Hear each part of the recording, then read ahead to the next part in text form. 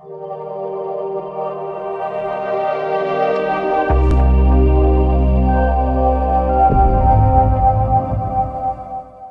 दोस्तों welcome in discover Rajasthan की discover keep learn. देखो टॉप 20 क्वेश्चन हमने लास्ट क्लास में किसके किए थे? आर्थिक एवं वर्त परिदृश्य राजस्थान की आर्थिक समीक्षा कंप्लीट कर रहे हैं, जो कि आपके जो जूनियर अकाउंटेंट टीआरए में बहुत इंपॉर्टेंट भूमिका निभाने वाली है। और जो आपके राजस्थान का की जो अर्थव्यवस्था है उसमें आपको आर्थिक समीक्षा ही करनी है। और आज अब कृषि और संबंध क्षेत्र के टॉप 20 एमसीक्यू यहाँ पे करने वाले हैं। मोस्ट इंपोर्टेंट क्वेश्चन है दोस्तों, पूरे डिटेल से अपने इनका एनालाइज करेंगे और इसके क्षेत्र को भी अपने पूरे विस्तार से पढ़ चुके हैं, तो आप प्ले लिस्ट में जाके देख सकते हो। और अन्य जो सब्जेक्ट है उनकी क्लास भी स्टार्ट हो चुकी है, और कोई अगर आपको यहाँ पे क्लास चाहिए तो आप कमेंट जरूर करें। तो पहले प्रश्न से शुरुआत करते हैं। प्रश्न को ध्यान से पढ़ना है कि कृषि और संबंध क्षेत्र के उप क्षेत्र की बात कही गई है। इसमें प्रचलित मूल्यों पर 22-23 में अग्रिम अनुमान है, मतलब अग्रिम अनुमान है दोस्तों 22-23 का, जो फसलों का जो भी अनुमान होता है इस जो आर्थिक समीक्षा में वो अग्रिम अनुमान ही लेते हैं। तो सर्वाधिक योगदान किस उप क्षेत्र का है ये बताना है। पशुधन का है, वानिकी एवं लॉगिंग का है, फसलें हैं या मत्स्य है। तो दोस्तों सबसे ज्यादा यहाँ पे करेक्ट आंसर हो जाएगा। इसका योगदान है कितना है ये भी याद रखना है, 46.41% यहाँ पे योगदान है पशुधन का। और फसलों का योगदान दोस्तों यहाँ पे 46% है। वानिकी और लॉगिंग की बात करें तो इसका योगदान दोस्तों यहाँ पे 7.20%, और मत्स्य का योगदान यहाँ पे हो जाएगा 0.39% मत्स्य पालन का। ठीक है, ये सारी चीजें आपको याद रखनी है। अब अपने चलते हैं क्वेश्चन नंबर 2 पे। क्वेश्चन नंबर 2 हमारा क्या कहता है कि भू उपयोग सांख्यिकी की बात कही गई है 2021 की। निम्नलिखित में से किस प्रकार की भूमि का क्षेत्रफल 56.34% है, ये बताना है। किस प्रकार की जो भूमि है उसका क्षेत्रफल यहाँ पे 56.34% है। तो दोस्तों इसको थोड़ा सा डाटा को सही कर लेना, ये 52.34 है यहाँ पे। ठीक है, ये 56.34 की जगह 52.34% कर लेना, मिस्टेक होगी थोड़ी। अब ये कौन सा क्षेत्र है? शुद्ध बोया गया है, बंजर भूमि है, उत्सर या कृषि अयोग्य भूमि है, या वानिकी है। तो शुद्ध बोया गया क्षेत्रफल है दोस्तों ये सबसे ज्यादा यही है। और बंजर भूमि आपकी कितने प्रतिशत है? 10.87% है। टॉप 5 आपको याद रखने हैं, इसमें जो उत्सर और कृषि अयोग्य भूमि भी याद रखनी है आपको। जो मैंने यहाँ पे लिखे हैं ना वो 4 जरूर याद रख लेना बस। 6.91% सीधा पूछेगा आपसे एग्जाम में कि उत्सर तथा कृषि अयोग्य भूमि बताओ भू उपयोग सांख्यिकी 2020-21 के अनुसार। वानिकी की भूमि यहाँ पे कितनी है? वानिकी के अंतर्गत दोस्तों आ जाएगी आपकी 8.08%। ठीक है, अब आप क्या करना है, ये वाला ग्राफ है ना ये याद रख लेना। ठीक है, ये आपको हमारे टेलीग्राम चैनल पे मिल जाएगा, आर्थिक समीक्षा में भी आपको मिल जाएगा। देखो 52.34%। ठीक है, फिर चालू पड़े 4.89, पूरा इस क्रम में आपको दे रखा है। नीचे से चलोगे तो ऊपर से चलोगे तो वानिकी यहाँ से शुरुआत करोगे। ठीक है, एक सेकंड में आपको पेन चेंज करके दिखा देता हूँ। देखो वानिकी से शुरू करोगे तो ऐसे चलना है, नीचे से शुरू करोगे तो ऐसे चलोगे। ठीक है, ध्यान रखना। अब अपने चलते हैं नेक्स्ट क्वेश्चन पे। अगला क्वेश्चन आपका दोस्तों आता है क्वेश्चन नंबर 3 कि राज्य में कृषि गणना 2015-16 के अनुसार भू जोतों के क्षेत्रफल में कितने प्रतिशत की कमी आई है। इस चीजों में आपको क्या ध्यान रखना है? भू जोतों की संख्या नहीं पूछा है, क्षेत्रफल पूछा है, ये बात ध्यान रखनी है। ठीक है, संख्या में तो वृद्धि हुई है और क्षेत्रफल में कमी हुई है। संख्या में कैसे वृद्धि हुई है? जैसे ये कोई जमीन है, ठीक है, अब ये जमीन है तो दोस्तों मान लो अब आजकल परिवार बढ़ रहे हैं तो इसका बंटवारा बढ़ रहा है, तो भू जोतों की यहाँ पे संख्या में वृद्धि हो रही है, लेकिन जो बड़ी जोतों के क्षेत्रफल में है ना यहाँ पे कमी देखने को मिल रही है।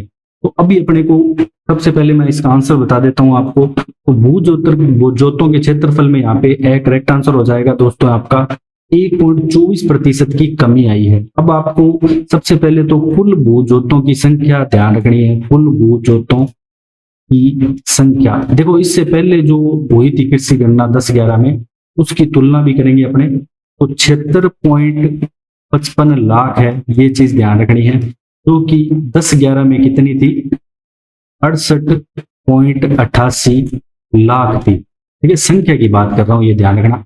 और मतलब कितने प्रतिशत की वृद्धि दर्शाता है, 11.14%। मतलब भूजोतों के संख्या में तो 11.14% की यहाँ पे वृद्धि हुई है। लेकिन अगर अपने दोस्तों बात करें क्षेत्रफल में, भूजोतों के क्षेत्रफल की बात करें तो यहाँ पे 2000 जो 15-16 है, यहाँ पे दोस्तों देखो क्या है कि 208.73 ये लाख हेक्टेयर में आएगा, लाख हेक्टेयर, जो कि 10-11 में कितना था, 211.36 लाख हेक्टेयर था।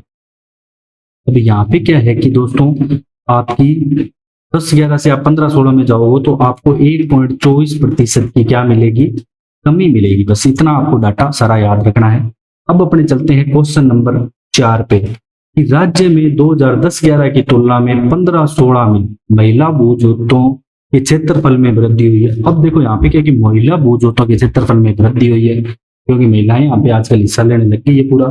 तो यहाँ पे कितने प्रतिशत की, ये ध्यान रखना है, क्षेत्रफल पूछा है मैंने, ना कि संख्या पूछा है। इन जो महिलाओं की भूजोतों में है क्षेत्रफल में भी वृद्धि हुई है और संख्या दोनों में यहाँ पे वृद्धि देखने को मिली है। तो दोस्तों यहाँ पे 24.44 यहाँ पे करेक्ट आंसर आ जाएगा। ठीक है, संख्या की बात करें तो यहाँ पे लिख लेना महिला,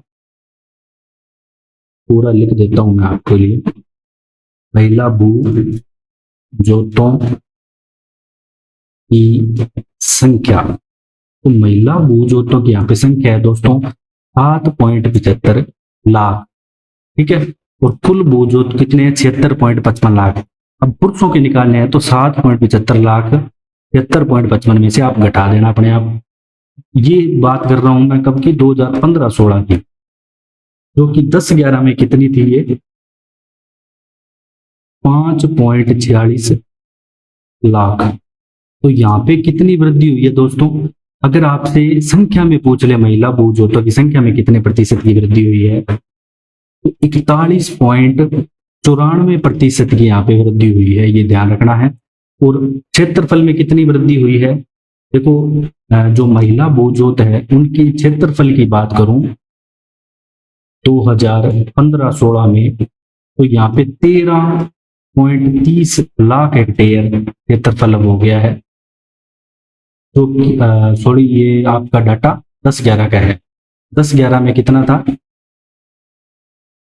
और अब 2015-16 में आपका कितना हो गया है, 16.55 लाख हेक्टेयर।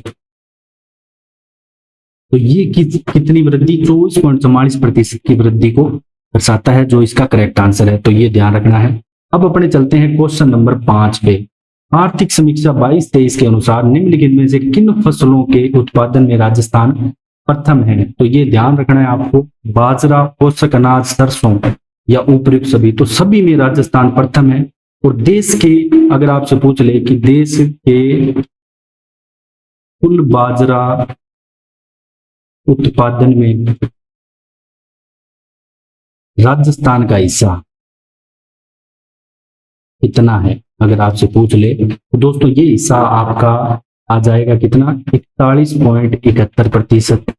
अगर आपसे पूछ ले कि सरसों का कितना हिस्सा है तो आ जाएगा 44.57%, 44.57% आ जाएगा यहाँ पे। 1 सेकेंड, 41 पॉइंट यहाँ पे ये 71 कर लेना, और ये 44.57, और पोषक अनाज का हिस्सा आ जाएगा दोस्तों यहाँ पे आपका 16.30% यहाँ पे हिस्सा आ जाएगा, अगर मैं बात करूं पोषक अनाज की। अब अपने चलते हैं नेक्स्ट क्वेश्चन पे। क्वेश्चन नंबर 6, चना व ज्वार उत्पादन में राजस्थान का देश में कौन सा स्थान आता है दोस्तों, तो तीसरा स्थान आता है। चना, ज्वार और सोयाबीन भी कर लेना साथ में, तो सोयाबीन में भी यहाँ पे तीसरा स्थान राजस्थान का आता है। अब अपने चलते हैं दोस्तों क्वेश्चन नंबर 7 पे कि राज्य के कृषि जलवायु क्षेत्र, ये बहुत बार पूछे जाते हैं एग्जाम में, एक क्वेश्चन यहाँ पे पक्का आएगा आपका, और 3 नंबर आपके पक्के हो जाएंगे जूनियर अकाउंटेंट में। ठीक है, ये ध्यान रखना है। अभी आपको कौन सा बताना है, अभी आपको प्रश्न में तो यही पूछा है कि आपको 10 के 10 क्षेत्र याद रखने हैं। वैसे तो उत्तर पश्चिमी सिंचित मैदानी क्षेत्र फर्स्ट बी बताना है कि कौन कौन से जिले हैं उत्तर पश्चिमी सिंचित मैदानी क्षेत्र में। आप इसको क्या मैप में बनाओगे ना तो बढ़िया याद रहेंगे। तो फर्स्ट बी में आपके आ जाएंगे दोस्तों गंगानगर और हनुमानगढ़ जिले, करेक्ट आंसर हो जाएगा। जोधपुर और बाड़मेर आपके फर्स्ट ए में आएंगे दोस्तों, जबकि बीकानेर जैसलमेर चूरू फर्स्ट सी में आएंगे। तो ये फर्स्ट वाले तो तीन है, फर्स्ट ए, फर्स्ट बी और फर्स्ट सी। और इसके अलावा फिर second A, second B, third A, third B ऐसे है, फिफ्थ एक ही है। और जयपुर अजमेर टोंक आपके किस में आ जाता है दोस्तों, ये थर्ड ए में आता है। इसके लिए आपको क्या है कि ये वाली टेबल याद रखनी है। इस टेबल में देखो दोस्तों आपको पूरा दे रखा है। अब इसको आप मैप में ड्रॉ करोगे, मैं आपको करवा दूंगा अलग से भी। तो ये देखो शुष्क मैदानी क्षेत्र बाड़मेर, जोधपुर, फसलें भी बताई गई है इसमें कौन कौन सी होती है। फिर आपके यहाँ पे अति शुष्क आंशिक सिंचित क्षेत्र कौन सा आता है, ये सारी यहाँ पे 10 के 10 आपको याद रखने हैं। अब अपने चलते हैं दोस्तों नेक्स्ट क्वेश्चन पे। क्वेश्चन नंबर 8 क्या कहता है कि सौर ऊर्जा आधारित पंप परियोजना आती है कुसुम कंपोनेंट बी प्रधानमंत्री। इसमें आपको केंद्र और राज्य का अनुदान बताना। देखो बाकी जितनी भी परियोजनाएं हैं उनमें 60-40 रेशो चल रहा है, लेकिन एक आधी परियोजना को छोड़कर। अब यहाँ पे दोस्तों जो यहाँ पे आपके जो रेशो है अनुदान का वो कुल 60% है। सौर ऊर्जा पंपों की बात करें तो केंद्र का 30 है इसमें और राज्य का 30 है, तो कुल यहाँ पे कितना है 60% है, ये ध्यान रखना है। इस योजना के अंतर्गत आपके एक चीज और याद रखनी है, 3 हॉर्स पावर से लेके 10 हॉर्स पावर तक के यहाँ पे पंप सेट लगाए जाएंगे आपके, ठीक है। ये चीज भी आपको याद रखनी है। और नवंबर 2022 तक कितने यहाँ पे पंप सेट लग चुके हैं, 92,845 राजस्थान में पंप सेट लग चुके हैं। अब अपने चलते हैं क्वेश्चन नंबर 9 पे। नर्मदा नहर परियोजना से लाभान्वित है, तो जालोर और बाड़मेर जिले आपके दोस्तों नर्मदा नहर परियोजना से लाभान्वित है। और नर्मदा नहर परियोजना दोस्तों एकमात्र परियोजना है जहां पे सबसे पहले क्या है कि फुवारा सिंचाई पद्धति लाई गई थी, जो कि इजराइल से ली गई थी, इजराइल। तो ये भी आपको याद रखना है। अब अपने चलते हैं क्वेश्चन नंबर 10 पे कि राजस्थान का एक आता है जल क्षेत्र आजीविका सुधार परियोजना RW स्लिप। इसको मैंने वहां भी डिटेल से आपको बताया था। RW स्लिप याद रखना है, 26 अक्टूबर 2017 से प्रभावी है। तो इसके प्रथम चरण में ध्यान रखना, प्रथम चरण में कितने जिले सम्मिलित है ऐसे पूछा है मैंने यहाँ पे। कुल अगर पूछ ले तो कुल तो यहाँ पे 27 सम्मिलित है, लेकिन प्रथम चरण में दोस्तों 21 जिले यहाँ पे सम्मिलित है। बी आपका यहाँ पे करेक्ट आंसर हो जाएगा, ठीक है, ध्यान रखना इसको अच्छे से।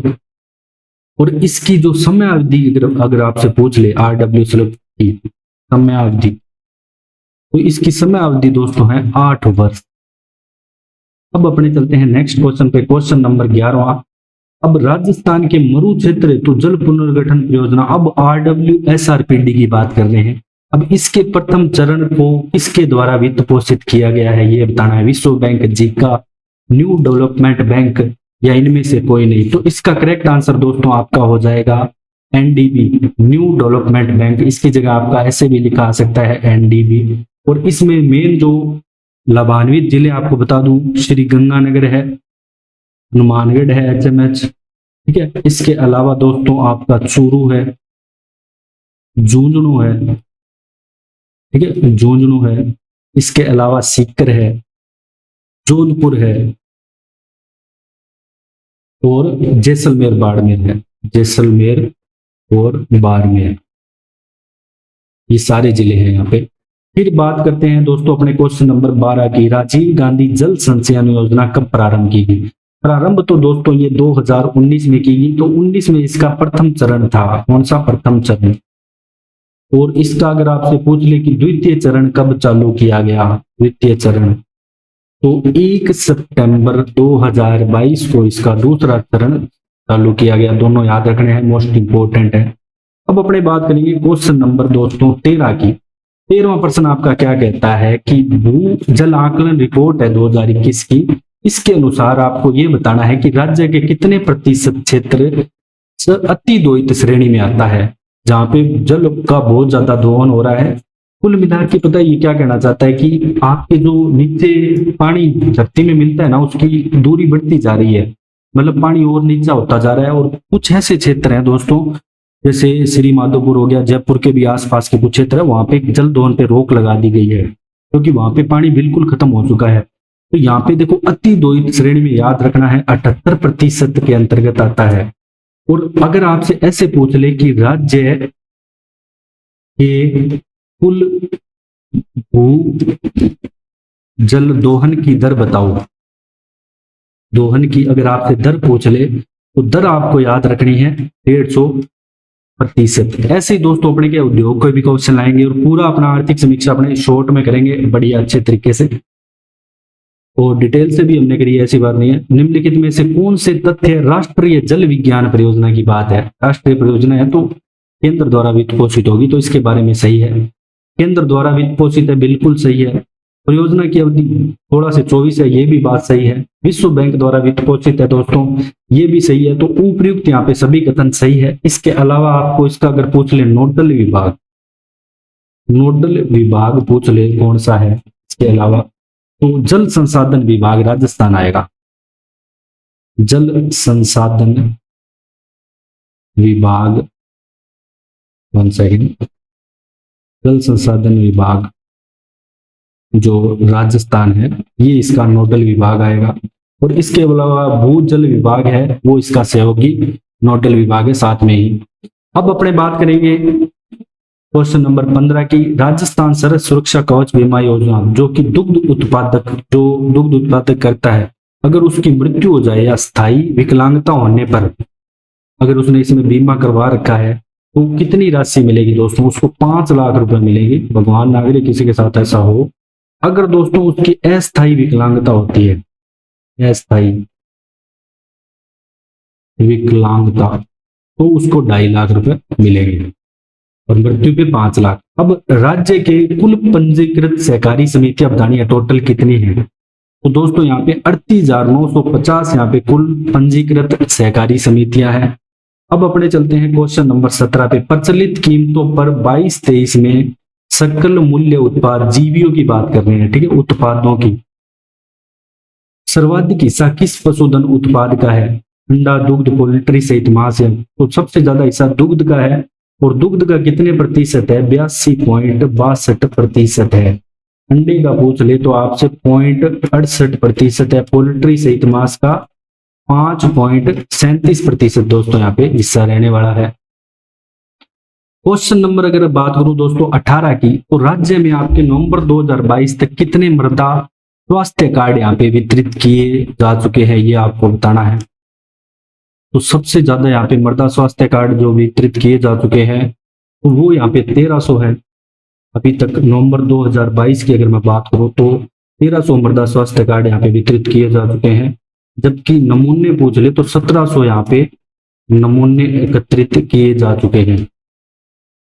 और इसमें क्या है, एक चीज और याद रखनी है, जो मृदा स्वास्थ्य कार्ड है ये योजना सूरतगढ़ से प्रारंभ हुई थी, ठीक है, फरवरी में 2015 में। फिर बात करते हैं क्वेश्चन नंबर 19 की, प्रधानमंत्री कृषि बीमा योजना के अंतर्गत खरीफ फसल के लिए कृषक से कितने प्रतिशत प्रीमियम राशि पर बीमा किया जाएगा? खरीफ फसल की अगर हम बात करें तो 2% इसका करेक्ट आंसर है। अगर पूछ ले रबी की फसल तो रबी की फसल के लिए 1.5% लेके उसका बीमा किया जाएगा। और अगर आपसे बागवानी या वाणिज्यिक फसल की बात करें तो 5% की प्रीमियम राशि पे बीमा किया जाएगा। ये भी इंपॉर्टेंट क्वेश्चन है। फिर अपने बात करेंगे दोस्तों क्वेश्चन नंबर 20 जो कि आज का लास्ट क्वेश्चन है, राष्ट्रीय बागवानी मिशन के तहत राज्य के कितने जिले चयनित हैं ये बताना है। तो यहाँ पे दोस्तों आपके 24 जिले यहाँ पे चयनित है। तो यहाँ पे आपके दोस्तों टॉप 20 क्वेश्चन कंप्लीट होते हैं कृषि और संबंध क्षेत्र के। और अगर आपको ये क्वेश्चन अच्छे लगे हो दोस्तों, इसकी पीडीएफ आपको हमारे टेलीग्राम चैनल डिस्कवर राजस्थान पे मिल जाएगी। और अगर आपको हमारा कंटेंट पसंद आ रहा हो, अगर आपको कुछ एक्स्ट्रा भी चाहिए, जो चीज आपको समझनी हो, तो आप हमें कमेंट कर सकते हैं। अगर आपको डिस्कवर राजस्थान के चैनल का कंटेंट पसंद आया तो आप हमें शेयर करें, सब्सक्राइब करें। Thanks for joining discover Rajasthan.